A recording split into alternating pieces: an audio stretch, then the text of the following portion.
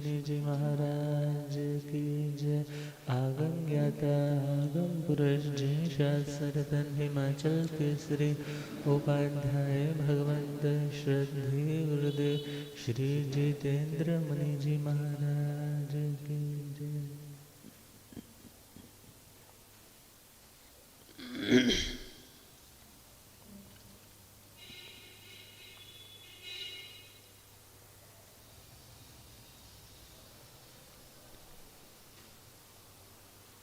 गुरुवर तेरे चरणों की, गुरुवर तेरे चरणों की, बस धूल जो मिल जाए सच कहता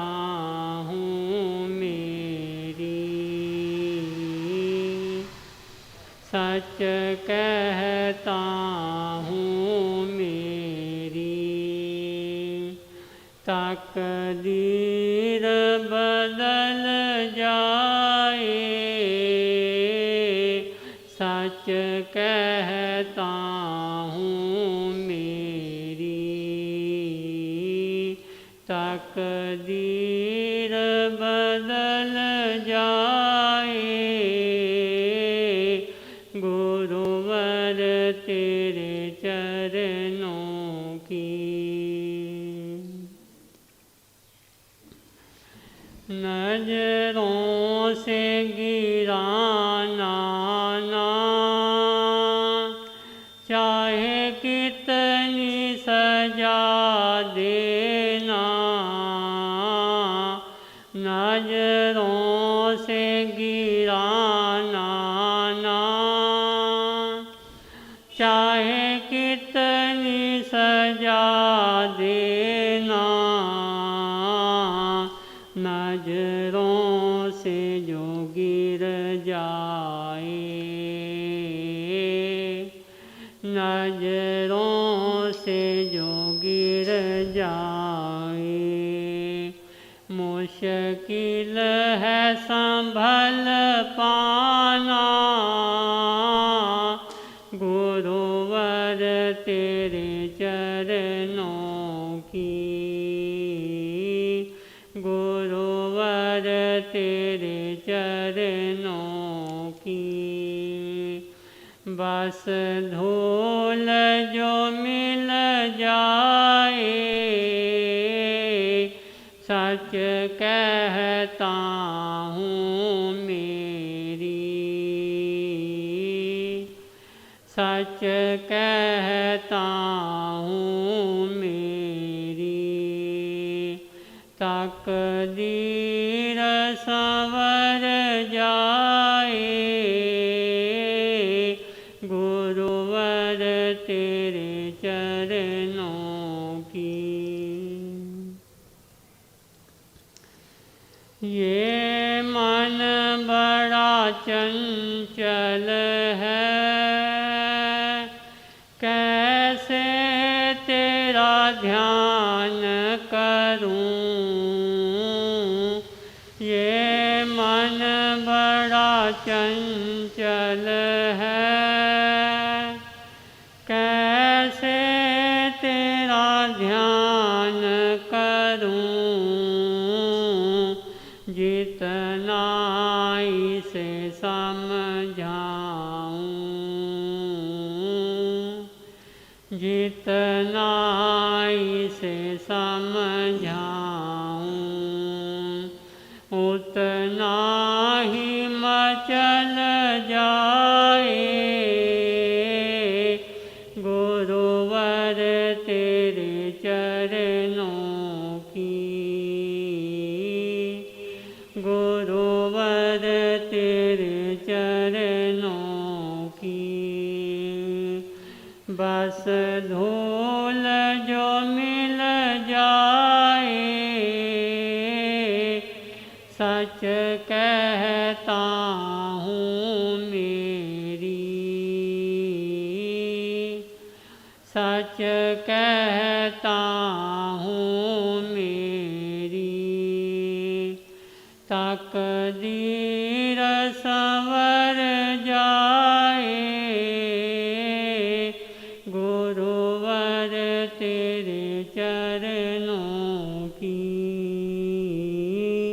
गुरुवर तेरे चरणों की।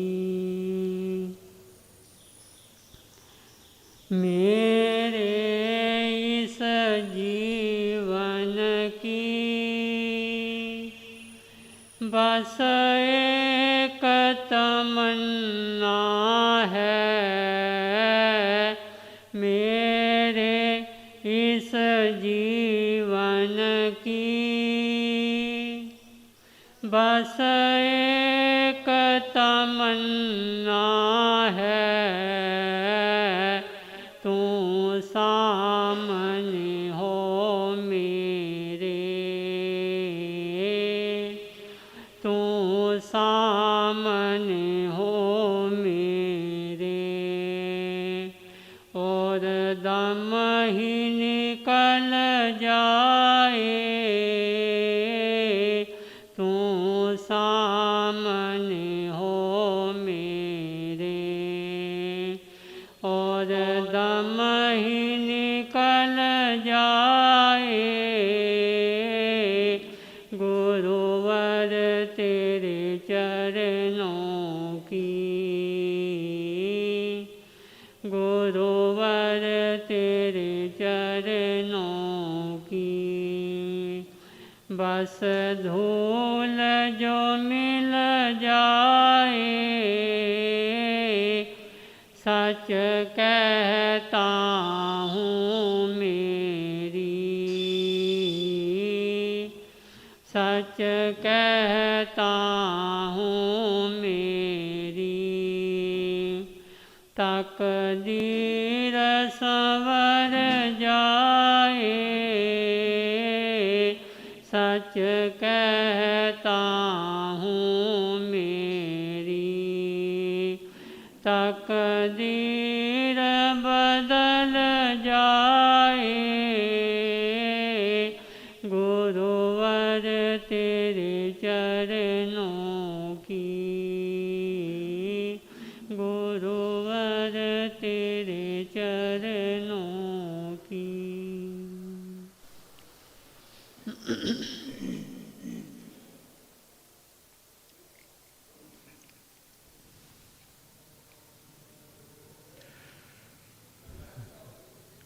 धम मंगल मुकुट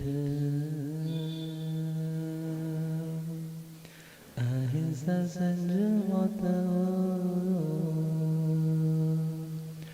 देवा वेतनम संते जस धमेशया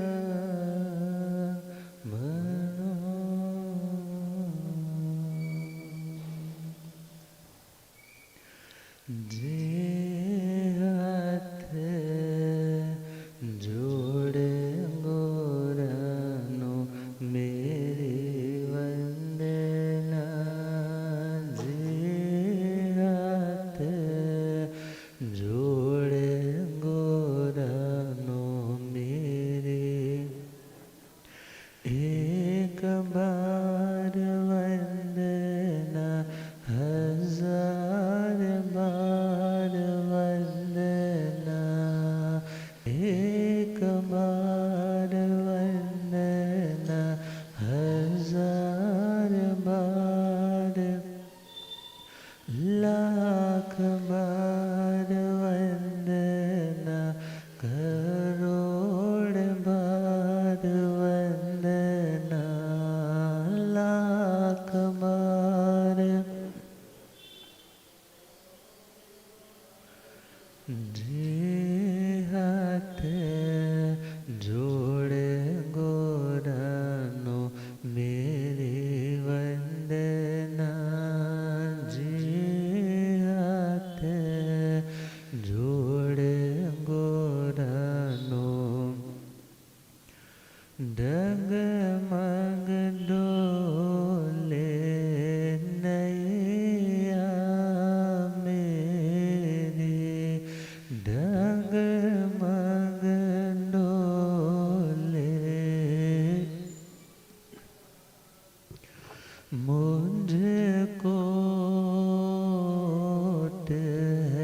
सतगुरु तेरे मुझको ओट है सतगुरु जियसा भवसागर पार लंघना जियसा भवसागर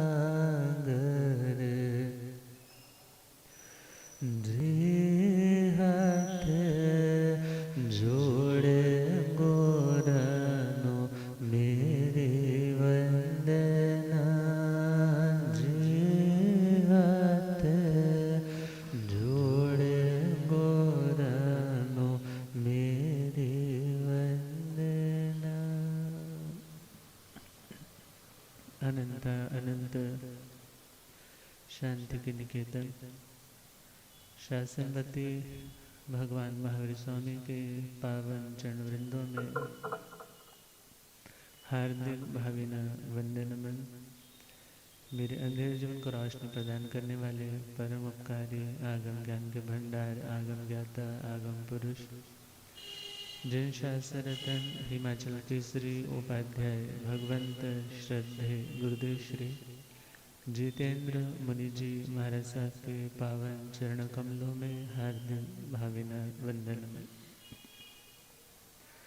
आदरणीय से भविष्य प्रशमिक मुनि जी, धर्म सभा में उपस्थित धर्मानुरागियों, सुशीलवती माताओं एवं बहनों, असीम पुण्य देश से भाग्य देश से आप सबको संतों का समागम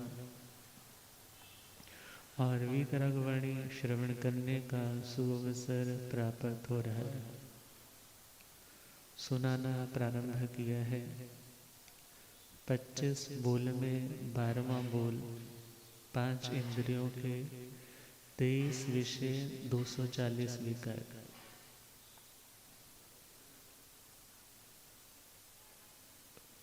पांच इंद्रियां मिलना अपने आप में एक पुण्य का फल है कि पुण्य की उपलब्धि है। शुभ नामकरण के कारण इंद्रियां निर्माण नामकरण के कारण उनका सुंदर निर्माण और उनमें शक्ति ज्ञानावरणीय कर्म के क्षोक्षम से, और इंद्रियों की शक्ति तो बल प्राण, और यदि आत्मा उसके साथ साथ उन विषयों को ग्रहण कर पा रही है वो उसका क्षोक्ष। तो पहला नंबर आया था श्रोत्र इंद्रिय का। श्रोत्र इंद्रिय का विषय है शब्द। सुनना अमृत भी बन सकता है और जहर भी बन सकता है। वो डिपेंड करता है हम उसे किस सेंस में ग्रहण करते हैं। अतः भगवान ने कहा कोई भी विषय तुम्हारे लिए हितकारी या अहितकारी नहीं है। तुम उस विषय को यदि मनोज्ञ मान करके उस पर राग करते हो तो भी कर्म का बंधन है, और अमनोज्ञ मान करके उसके प्रति घृणा करते हो तो भी कर्म का बंधन है। और यदि मात्र तुम सुनते हो, सुनने के बाद विचारते हो क्या आत्मा के लिए ग्राह्य ग्रहण करने योग्य और क्या ग्रहण करने योग्य नहीं है, छोड़ देते। जब पता ही है कि रोटी बनानी है तो रोटी बनाते वक्त उसे पहले आटे को छाना जाता है। यदि उसमें कोई सुसरी आ गई या उसमें कोई कण इत्यादि या मिट्टी का ढेला आ गया तो उसको क्या कर देना है, निकाल देना है। ऐसे ही सुनने का मतलब तो क्या है, शब्द आ रहे हैं मगर उन्हें रिफाइन करके मुझे ग्रहण करना है। जो मेरी आत्मा की अशांति का कारण है उस शब्द को मैंने अपने हृदय से लगाना नहीं है। जो राग का कारण है उसे भी नहीं लगाना, और जो द्वेष का कारण है उसे भी नहीं लगाना। और यदि इस निर्मल बुद्धि से श्रवण किया जाए तो विषय विकार का कारण नहीं बन पाएगा। और दूसरी इंद्रिय हमारी चक्षुर इंद्रिय, चक्षु का काम है देखना। वो रंग काला, नीला, पीला, लाल, सफेद, इनमें से कोई भी हो सकता है। और वो सचित्त पर आश्रित हो सकता है, अचित्त पे आश्रित हो सकता है, मिश्र पर आश्रित हो सकता है। और कोई मनोज्ञ लग सकता है, मन को भा सकता है, और कोई अमनोज्ञ, मन को अच्छा नहीं लग सकता।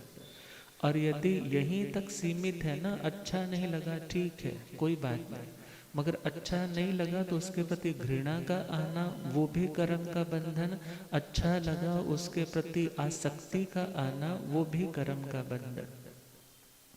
और अगली इंद्रिय, तीसरी इंद्रिय कौन सी है? घ्राण इंद्रिय। तो हम चले, इंद्र है आत्मा, और इस इंद्र आत्मा के ज्ञान की उपलब्धि में जो साधन है उनका नाम है इंद्रिय। और वैसे सांख्य दर्शन में चले तो वहां पर 5 कर्म इंद्रियों और 5 ज्ञान इंद्रियों का वर्णन आता है। और वहां 5 ज्ञान इंद्रियों में तो वही श्रोत्र इंद्रिय, चक्षुर इंद्रिय, घ्राण इंद्रिय, रसन इंद्रिय, स्पर्श इंद्रिय, मगर वहाँ 5 कर्म इंद्रियां अलग से ग्रहण की है। वहाँ पर वाक, पाद, पाणी, पायु, उपस्थ, ये 5 कर्म इंद्रियां जिससे कर्म किया जाता है। जुबान को कर्म इंद्रिय में लिया, पाणी हाथों को कर्म इंद्रिय में लिया, पाद पैरों को कर्म इंद्रिय में लिया, और आगे चले पायु और उपस्थ अर्थात जहाँ पर मल और गुदा द्वार को भी उन्होंने कर्म इंद्रिय में ग्रहण किया। मगर भगवान ने जहाँ पर इन कर्म इंद्रियों को अलग से नहीं कहा, मगर वहाँ पर भगवान ने कह दिया हत संजय पाए संजय, अर्थात आत्मा को अपनी इंद्रियों का संयमन करना है, उन्हें कंट्रोल में रखना है। कुछ भी व्यर्थ की क्रिया, कोई भी पापकारी क्रिया इन कर्म इंद्रियों के माध्यम से नहीं करनी। मगर इन कर्म इंद्रियों की काउंटिंग भगवान ने अलग से नहीं बताई। क्यों? क्योंकि उनका ग्रहण जब हम संयम की व्याख्या करेंगे तो वहाँ पर हो जाएगा, मगर जब हम 5 सेंसेस की बात करेंगे तो वहाँ जो 5 ज्ञान इंद्रियाँ बाकी वैदिक सांख्य दर्शन में स्वीकार की जाती है, वही हमारी ये ज्ञान इंद्रियाँ जो उपयोग में निमित्त बनती है।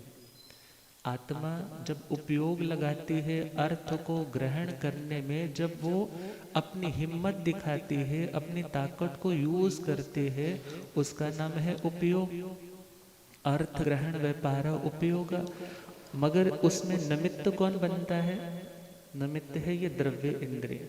और भाव इंद्रियां मीन्स जो सूक्ष्म है। और हम देखें घ्राण इंद्रिय, इस नासिका की एक है आउटर शेप और एक है भीतर के जो सेंसर लगे हुए हैं। आजकल सेंसर शब्द समझ में आता है ना? किसी के घर में जाना है तो आजकल इलेक्ट्रिक डोर्स बन चुके हैं। वो आप कैमरे के सामने जैसे ही आते हो, वहां पर पहुंचते सार ही अंदर पता चल जाता है कि कोई दरवाजे पे। और कई जगह पर तो ऐसे ऑटोमेटिक सेंसर है, आप पैर रखोगे और अपने आप दरवाजा खुल जाएगा। वॉशरूम जाओगे, आप गए हो, उसके बाद साइड पे हटे हो, अपने आप पानी, बहुत कुछ सेंसर से अकॉर्डिंगली हो रहा है। इसी प्रकार हमारे यहाँ पर भी सेंसर है। अब देखना होगा, एक तो है नेजल, ये तो है नॉस्ट्रिल, राइट वाला लेफ्ट वाला। और इस नॉस्ट्रिल के अंदर चले जाएं तो नेजल कैविटी, नेजल कैविटी से नीचे चले तो कैविटी सेल्स, और कैविटी सेल से भी और नीचे चले तो all factory nerve. All factory nerve क्या करती है? आपने कोई भी स्मेल सूंघी, कोई भी गंध सूंघी, वो गंध अपने आप में अच्छी या बुरी कुछ भी हो सकती है, मगर जो अच्छी या बुरी आपने कोई भी स्मेल सूंघी है, इस नासिका को नहीं पता उसके प्रति राग करना है या उसके प्रति द्वेष करना है। मगर जैसे ही वो आपने कुछ भी सूंघा, वो ऑल्फैक्टिव नर्व से इलेक्ट्रिक सिग्नल में कन्वर्ट होकर के ब्रेन तक गया। और ब्रेन ने रिकॉग्नाइज किया ये फाउल स्मेल है, गंदी स्मेल है, ये फ्रेग्रेंट है, ये एरोमेटिक स्मेल है, ये खुशबू वाली स्मेल है, ये सूदनिंग है और ये रिपेलिंग है, ये नहीं अच्छी लग रही। अब विचार करो, कड़वे में नीम हरी है ना जो आपने वहां से तोड़ी है अभी, तो वो कौन सी है? सचित्त है। अब इसी तरह सारे जितने भी टेस्ट है जो जो आपको अलाइव चीज़ों से, जो जिनमें प्राण है, उनसे प्राप्त हो रहे हैं, वो टेस्ट डिराइव्ड कहाँ से हो रहे हैं, कहाँ से मिल रहे हैं? लिविंग पार्टिकल से। इसलिए उस टेस्ट का आधार कौन है? सचेतन। अब और आगे बढ़े तो यहाँ पर अगला पॉइंट आगे आ जाएगा, अचित्त। अचित्त में अब आपने वो चिरायता बनाया है, बुखार आ जाता है ना, तो उस बुखार में क्या देते हैं? चिरायता इत्यादि देते हैं। अब वो पीने में तो बड़ा ऐसा लगता है, मगर उसका टेस्ट जो आ रहा है वो किसके आश्रित आ रहा है? वो लिविंग नहीं है। अब वो क्या है? नॉन लिविंग है। आपने नीम का पानी बना लिया है, उसको बॉयल कर लिया है, अब उसमें उसका एक्सट्रैक्ट आ गया, उसका टेस्ट भी आ गया, मगर वो जो टेस्ट आ रहा है वो किसके आश्रित है? नॉन लिविंग के। अब आपने आम का जूस निकाल लिया है, वो टेस्ट आ रहा है, वो कौन सा टेस्ट है? मीठा है। और वो किसके आश्रित है? अब वो अब सचेतन है या अचेतन है? आपने फ्रूट्स बिल्कुल अच्छे से सुधार लिए हैं, वहां पर कोई बीज नहीं रहा, अब उसको आप ले रहे हो, तो वो कौन सा फ्रूट है? सचित्त है या अचित्त है? अब इसके आगे हम चले, ये तो सारे पॉइंट्स आपको सारे के सारे जो रस हैं आपको इसी तरह से समझने हैं। और जब आप कुछ भी लेने लगो तो वहां पर क्या भावना है कि मैं अचित्त की प्रेफरेंस दूं, सचित्त की अपने हाथों से। गृहस्थ में भी है तो बहुत से श्रावक श्राविकाएं इस दृष्टि से पच्चखान करते हैं कि यह क्रिया, यह समारंभ, यही आरंभ मुझे ना करना पड़े। और आगे बढ़े तो तीसरा पॉइंट है मिश्र का। अब मिश्र में हम चले तो कुछ हिस्सा तो सचित्त है और कुछ हिस्सा अचित्त है। अब आपने दही का रायता बना लिया और उसमें आपने डाल दिया खीरा।